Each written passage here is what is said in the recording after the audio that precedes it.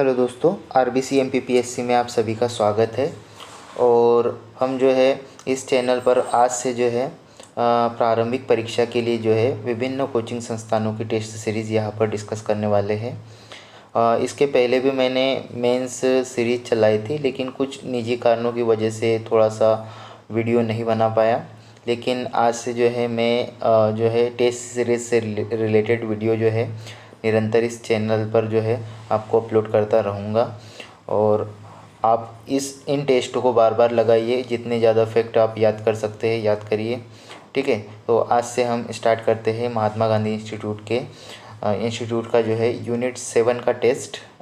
ये टेस्ट जो है पूरा एफएलटी टाइप टेस्ट है, जिसमें साइंस, स्वास्थ्य और जो है टेक्नोलॉजी से संबंधित सारी इसमें पूरा यूनिट 7 पे आधारित टेस्ट है। तो आइए स्टार्ट करते हैं।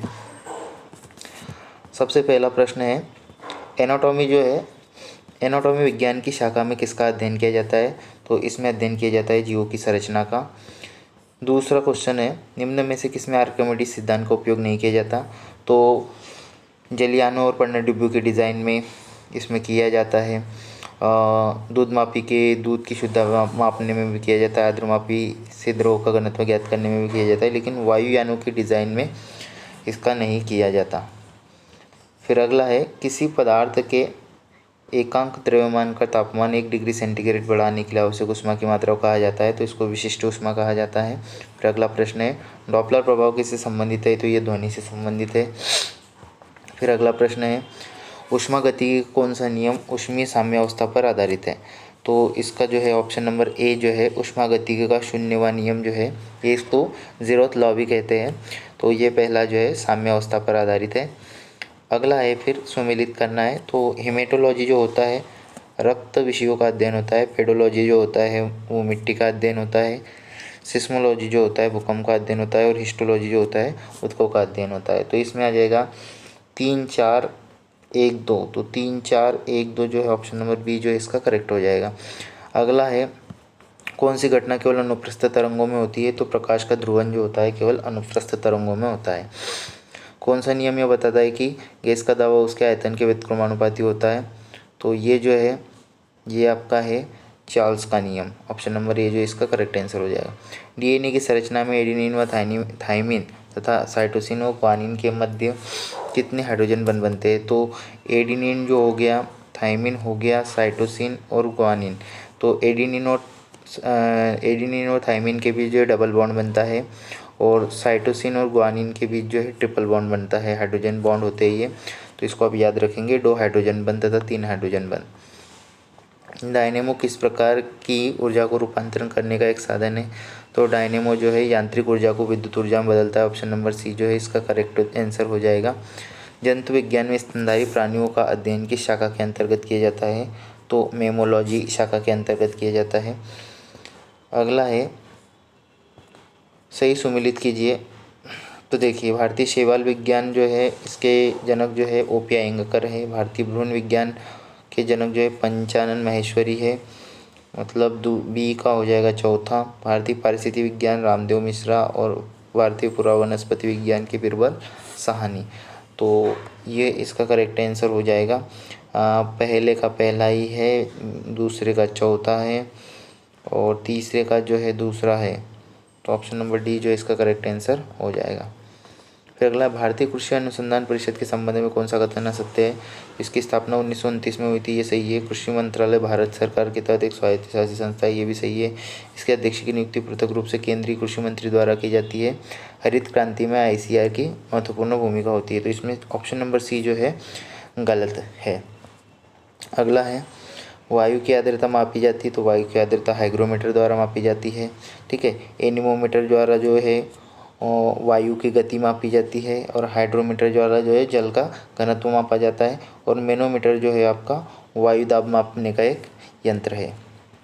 अगला है, आयर श्रृंखला के उपग्रह किस कक्षा में स्थापित किए जाते हैं? तो ये भूतुल्यकालिक कक्षा में स्थापित किए जाते हैं। सौर मिशन आदित्य L1 का प्रक्षेपण कब किया गया था? तो ये 2 सितंबर 2023 को किया गया था।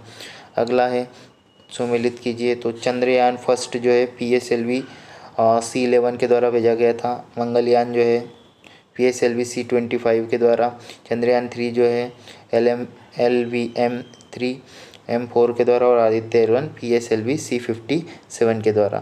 तो पहले का तीसरा, दूसरे का दूसरा और तीसरे का चौथा, मतलब ऑप्शन नंबर बी जो है इसका करेक्ट आंसर हो जाएगा। बर्नौली प्रमेय किस नियम पर आधारित है? तो बर्नौली प्रमेय जो ऊर्जा संरक्षण के नियम पर आधारित होता है। कौन सा युग्म गलत सुमेलित है?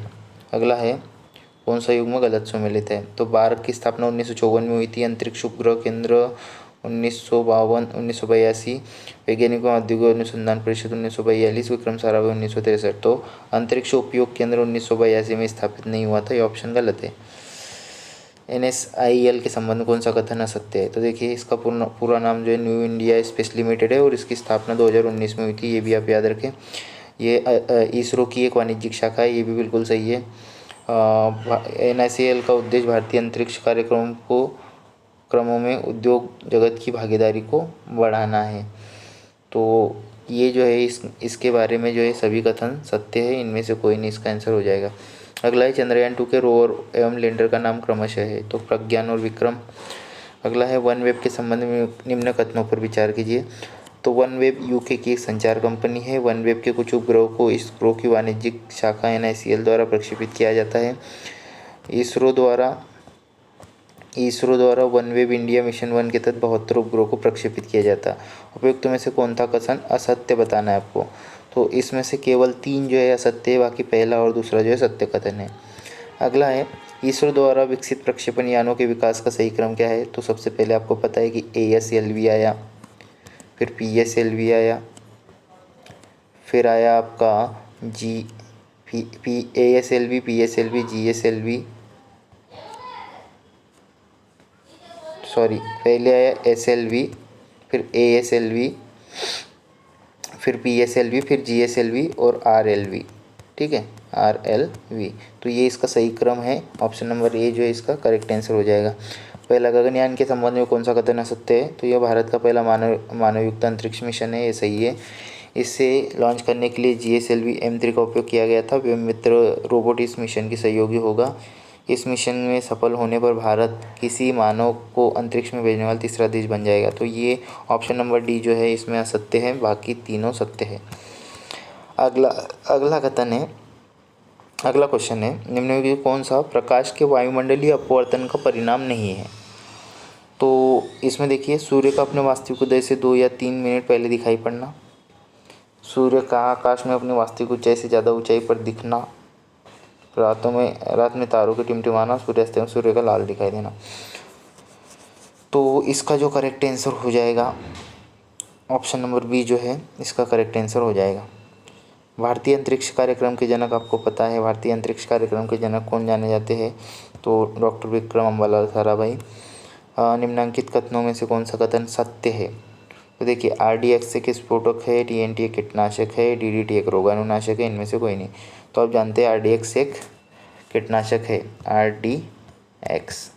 ठीक है, तो ये याद रखेंगे।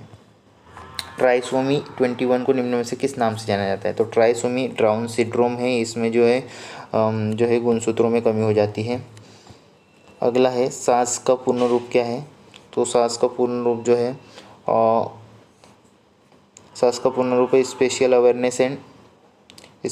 Awareness and action to neutralise pneumonia successfully. तो ऑप्शन नंबर ए जो है ये आपका करेक्ट आंसर हो जाएगा। और इसको याद रखना कि ये न्यूमोनिया से संबंधित अभियान है। किससे संबंधित है? सांस अभियान न्यूमोनिया से। फिर अगर चंद्रयान 3 के उद्देश्य क्या थे? तो चंद्रमा की सतह पर सुरक्षित और सॉफ्ट लैंडिंग का प्रदर्शन करना, रोवर को चंद्रमा पर घूमते हुए प्रदर्शित करना, यथास्थान वैज्ञानिक प्रयोगों का संचालन करना, उपयुक्त सभी। तो इसका आंसर हो जाएगा उपयुक्त सभी। फिर अगला क्वेश्चन,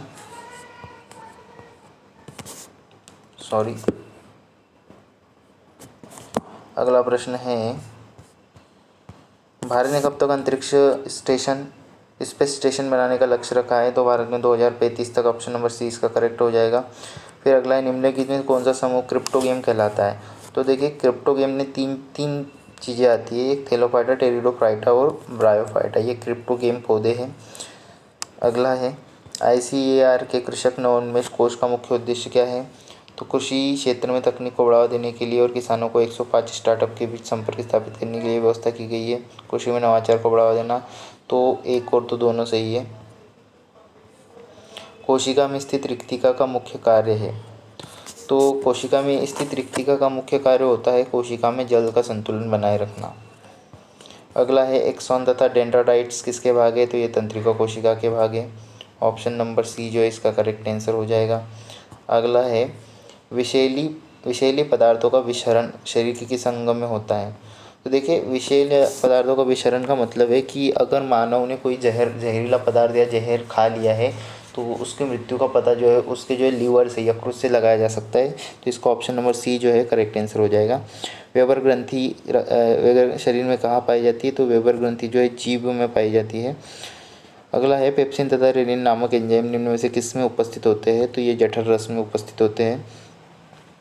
अगला है निम्न में से कौन सा बहुलक एक थर्मोप्लास्टिक नहीं है। तो देखिए टेफ्लॉन एक थर्मोप्लास्टिक है, नायलॉन भी होता है, पॉलीस्टाइरिन भी होता है, केप्रोलेक्टम कोई एक बहुलक नहीं होता। निम्न नामों पर विचार कीजिए। प्रशांत बालाकृष्ण नायर, अजित कृष्णन, आनंद प्रताप, शुभांशु शुक्ला। उपयुक्त में से किन्हीं गगनयान मिशन के तहत अंतरिक्ष के में जाने के लिए नामों घोषणा की गई, तो ये उपयुक्त चारों नामों की घोषणा की गई है, लेकिन इनमें से किन्हीं 3 लोगों को ही जो है गगनयान मिशन हेतु भेजा जाएगा। अगला है फेफड़ों में लोब्स की कुल संख्या कितनी होती है। तो फेफड़ों में जो लोब्स होते हैं उनकी कुल संख्या 5 होती है, तो 3 दाएं और 2 बाएं। तो ऑप्शन नंबर ए जो है इसका करेक्ट आंसर हो जाएगा। श्वासोच्छ्वास के दौरान ऑक्सीजन की कितनी प्रतिशत मात्रा क्रमशः इनहेल और एक्सहेल होती है। तो 21.1% इनहेल होती है और 17.18% जो है एक्सहेल होती है। आरबीसी की संख्या में सामान्य स्तर से अधिक वृद्धि कहलाती है, तो ये पॉलीसाइथीमिया कहलाता है। ऑप्शन नंबर सी जो है इसका करेक्ट हो जाएगा। ग्लाइकोलाइसिस तथा केप्स चक्र किसके चरण है, तो ये ऑक्सीशोषण के चरण है ये। अगला है विटेकर ने 5 जगत वर्गीकरण क्रम में वर्गीकृत किया है, तो ये है मोनेरा, प्रोटिस्टा, कवक, प्लांटी और एनिमोलिया। ऑप्शन नंबर ए जो है इसका करेक्ट आंसर हो जाएगा। अगला है निम्न में से किन में खुला रक्त परिसंचरण तंत्र पाया जाता है, तो कॉकरोच तथा मकड़ी में जो है खुला इसका जो करेक्ट आंसर हो जाएगा वो केचुआ हो जाएगा। ऑप्शन नंबर ए जो है इसका करेक्ट आंसर हो जाएगा। खुला रक्त परिसंचरण तंत्र का मतलब है कि जो रक्त होता है वो डायरेक्टली अंगों के कांटेक्ट में रहता है किसी जंतु के, तो ऐसा सिर्फ केचुए में होता है, स्तनधारी में ऐसा नहीं होता है। स्तनधारियों में क्या होता है, कोशिकाओं के द्वारा जो है रक्त का फ्लो होता है बॉडी में। अगला है मानव शरीर में क्रमशः कितने जोड़ी कपाल तंत्रिकाएँ तथा मेरुरज्जु तंत्रिकाएँ पाई जाती है, तो इसमें 12 जोड़ी और 31 जोड़ी। 1 ग्राम कार्बोहाइड्रेट के ऑक्सीकरण से कितनी ऊर्जा उत्पन्न होती है, तो 17 किलोग्राम जूल और 4.2 कैलोरी, मतलब ए और बी दोनों इसका करेक्ट आंसर हो जाएगा। शरीर में WBC की मात्रा बढ़ने से कौन सा रोग होता है, तो इससे होता है ब्लड कैंसर। एक सामान्य मानव शुक्राणु में ऑटोसोम की संख्या होती है, तो सामान्य मानव शुक्राणु में ऑटोसोम जो है 22 जोड़ी पाए जाते हैं। अगला है सूची 1 को सूची 2 से सम्मिलित करना है, तो अग्नाशय ग्रंथि से आपको पता है कि इंसुलिन हार्मोन निकलता है, तो पहले का हो जाएगा 3। पीनियल ग्रंथि से निकलता है आपका मेलाटोनिन हार्मोन, और पीयूष ग्रंथि से निकलता है आपका प्रोलैक्टिन, और एड्रिनल से निकलता है, तो मतलब इसका ऑप्शन हो जाएगा ऑप्शन नंबर डी जो है इसका करेक्ट आंसर हो जाएगा। राष्ट्रीय स्वास्थ्य मिशन 2013 के लक्ष्यों में शामिल है, तो MMR को 1000 तक करना, MMR को 25 1000 तक करना, और TFR को 2.1% तक लाना, तो उपयुक्त सभी इसका करेक्ट आंसर हो जाएगा। अगला है नीति आयोग द्वारा जारी आंकड़ों के अनुसार मध्य प्रदेश में कितने करोड़ लोग आयामी गरीबी से मुक्त हुए हैं।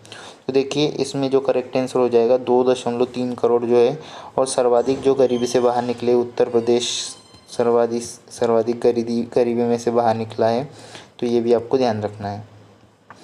सिकल सेल एनीमिया के संबंध में निम्न में से कौन सा कथन सत्य है? ये एक प्रकार का हीमोग्लोबिन विकार है, यह एक वंशानुगत रोग है, इसमें आरबीसी के आकार में परिवर्तन हो जाता है, उपयुक्त सभी। तो इसका आंसर हो जाएगा उपयुक्त सभी।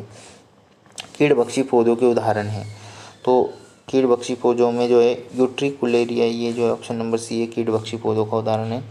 अल्फा केरेटिन नामक प्रोटीन किसमें पाया जाता है? तो नाखून एवं बालों में पाया जाता है। अगला है मानव शरीर को सर्वाधिक ऊर्जा किससे प्राप्त होती है? तो मानव शरीर को सर्वाधिक ऊर्जा जो है कार्बोहाइड्रेट से प्राप्त होती है। अगला है उपयुक्त में से कौन सा लक्षण कुपोषण को संदर्भित करता है? तो देखिए, लंबाई के अनुपात में कम वजन, आयु के अनुपात में कम वजन, हाथ पैर पतले, पेट बड़ा होना, ये सभी के सभी कुपोषण के लक्षण हैं। तो उपयुक्त सभी इसका करेक्ट आंसर हो जाएगा। निम्न पर विचार कीजिए। पोषक तत्व जो है कार्बोहाइड्रेट आलू और अनाज में, और प्रोटीन में दालें और सोयाबीन पे मक्खन, घी है। तो उपरोक्त सभी सुमेलित है। मेरा बच्चा अभियान मध्य प्रदेश के किस जिलों से चलाया जा रहा है? तो ये दतिया जिले से चलाया जा रहा है। राष्ट्रीय पोषण मिशन का प्रारंभ किया गया था, ये वर्ष 2018 में प्रारंभ किया गया था। ईट राइट इंडिया मूवमेंट किसकी पहल है? तो ये भारत सरकार एवं फसाई की पहल है। ऑप्शन नंबर ए जो है करेक्ट हो जाएगा। टर्नर सिंड्रोम किसकी कमी से होता है? तो टर्नर सिंड्रोम जो है एक्स गुणसूत्र की कमी से होता है। मानव शरीर में पाचन की क्रिया में पित्त रस की भूमिका है, तो मानव शरीर में जो है पाचन की क्रिया में पित्त रस की क्या है? तो इसका ऑप्शन नंबर ए जो है करेक्ट हो जाएगा। वसा का इमल्शन बनाना तथा उसके अवशोषण को सुगम बनाना। अगला क्वेश्चन है, राज्य सर्वे के अनुसार मध्य प्रदेश के क्रमशः प्रथम 3 कुपोषित प्रभावित शहर है, तो इंदौर, सागर और रीवा। अगला है, रुधिर शरीर में क्या कार्य करता है? रुधिर शरीर में जो है पूरे शरीर में ऑक्सीजन परिवहन का कार्य करता है। संपूर्ण शरीर में किसी असामान्यता या विकृति का पता लगाने के लिए किसका उपयोग किया जाता है? तो इसके लिए हम सीटी स्कैन और एमआरआई का उपयोग करते हैं। ऑप्शन नंबर सी जो इसका करेक्ट हो जाएगा। निम्न पर विचार करें। प्रोजेक्ट मुस्कान, मिशन शक्तिमान, दस्तक अभियान, अटल ज्योति अभियान, निम्न से कौन कुपोषण से संबंधित है? तो देखिए, प्रोजेक्ट मुस्कान है, मिशन शक्तिमान है और दस्तक, ये 3 जो है आपके कुपोषण से संबंधित है। कौन सा विटामिन, कौन सा गलत युग्म सम्मिलित है? कौन सा युग्म जो है गलत सम्मिलित है? तो देखिए, विटामिन B1 जो है ये राइबोफ्लेविन नहीं होता, पहला ये जो है इसका करेक्ट आंसर हो जाएगा। विटामिन B1 जो है थायमिन होता है, इसका रासायनिक नाम क्या होता है? थायमिन। बाकी vitamin D calciferol, vitamin A tocopherol, vitamin B3 niacin, ये सारे सही है। सूची 1 को सूची 2 से सम्मिलित करना है। फिर देखिए, लैक्टोस जो होता है, लैक्टोज जो होता है आपका अमाशय, ठीक है। टाइलिन जो होता है वो मुख से, मतलब ए का 3 है, ए का जो है एक मिनट, थोड़ा सा गलत सुमेलित हो गया, सॉरी।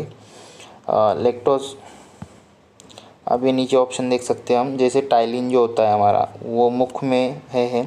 तो तीसरे का सी का 1 काय में है, सी का 1 एक ही इसमें दिया हुआ है आपका। तो ऑप्शन नंबर डी जिसका जो है करेक्ट आंसर हो जाएगा। उपरोक्त में से कौन सा एक आनुवंशिक रोग नहीं है? तो Patau syndrome, Klinefelter syndrome, Down syndrome, ये सब है। ब्ली बेबी सिंड्रोम नहीं है, क्योंकि ये नाइट्रेट की कमी से होता है, ये किसी आनुवंशिक रोग नहीं है ये। फिर है, कौन सा युग्म गलत सुमेलित है? तो प्रथम स्वास्थ्य नीति 1984, द्वितीय स्वास्थ्य नीति 2004, तृतीय स्वास्थ्य नीति 2017, इनमें से गलत सुमेलित बताना है। तो देखिए, प्रथम स्वास्थ्य नीति जो है 1983 में आई थी, द्वितीय स्वास्थ्य नीति 2002 में आई थी, और तीसरी जो आई थी 2017 में आई थी, 15 मार्च। तो हमारा जो पहला और दूसरा जो है गलत सुमेलित है, तो 1 और 2 ऑप्शन इसका करेक्ट आंसर हो जाएगा। अगला है, मध्य प्रदेश पोषण नीति 2000 के तहत कब तक मध्य प्रदेश को पोषण मुक्त रखने का लक्ष्य रखा गया है? 2030 तक। मंगल दिवस योजना के तहत माह के चतुर्थ मंगलवार को किस दिवस का आयोजन किया जाता है? तो माह को चतुर्थ मंगलवार को जो है किशोरी बालिका दिवस का आयोजन किया जाता है। और मंगल दिवस योजना जो है कब स्टार्ट हुई थी ये भी याद रखिए, तो 2008 से स्टार्ट हुई है ये, ठीक है। अगला है, खनिज तत्व कमी से होने वाले रोग। तो आयरन की कमी से आप जानते हो घेंगा होता है, सॉरी, आयरन की कमी से एनीमिया होता है। आयरन की कमी से क्या होता है? एनीमिया। आयोडीन की कमी से होता है घेंगा। सोडियम की कमी से डायरिया और कैल्शियम की कमी से टिटेनी। तो ये आप देख लेना। पोषण अभियान के तहत प्रारंभ किए गए एनीमिया मुक्त पहल में कौन सा संगठन सहयोगी है? तो इसमें यूनिसेफ जो है करेक्ट आंसर हो जाएगा। राष्ट्रीय फ्लोरोसिस रोकथाम एवं नियंत्रण कार्यक्रम कब प्रारंभ किया जाता? फ्लोरोसिस कार्यक्रम 2008-9 में शुरू हुआ था। लिथोट्रिप्सी क्या है? तो लिथोट्रिप्सी जो है गुर्दे की पथरी किरणों द्वारा तोड़ना जो है एक चिकित्सीय विधि है, जिसमें पथरी को जो है लेज़र की सहायता से जो है पिघलाया जाता है। अगला जो है कौन सा युग्म गलत सुमेलित है? तो बीसीजी टीबी का जो है बीसीजी टीबी के लिए बीसीजी का टीका लगाया जाता है। पोलियो के लिए ओरल पोलियो वैक्सीन है। रूबेला के लिए एमएमआर वैक्सीन है। पीसीबी के लिए हैज़ा नहीं होता भाई, हैज़ा के लिए पीसीबी का टीका नहीं लगाया जाता। तो ऑप्शन नंबर डी जो है इसका करेक्ट आंसर हो जाएगा। हेल्थ इन इंडिया रिपोर्ट किसके द्वारा जारी की जाती है? तो हेल्थ इन इंडिया रिपोर्ट जो है राष्ट्रीय सांख्यिकी कार्यालय NSO द्वारा जारी की जाती है। भारत सरकार द्वारा गुणवत्तापूर्ण स्वास्थ्य सेवाओं के लिए कायाकल्प अवार्ड 2022-23 मध्य प्रदेश के किस जिले को दिया गया? तो ये सीहोर जिले को दिया गया है। अगला है कौन सा युग्म गलत सुमेलित है? तो राष्ट्रीय मलेरिया नियंत्रण कार्यक्रम 1953 ये बिल्कुल सही है। राष्ट्रीय तपेदिक नियंत्रण कार्यक्रम 1962 ये भी सही है। राष्ट्रीय एड्स नियंत्रण कार्यक्रम 1982। पल्स पोलियो अभियान 1995। तो इसका ऑप्शन नंबर सी जो है राष्ट्रीय एड्स नियंत्रण कार्यक्रम 1982 से नहीं शुरू हुआ था, ये 1992 से इसको शुरू किया गया था। तो इसको याद रखेंगे। कौन सा समूह विषाणु जनित रोगों को संदर्भित करता है? तो देखिए विषाणु से कौन कौन से रोग होते हैं भाई? तो वायरस से होने वाले रोग है एड्स, चेचक, पोलियो।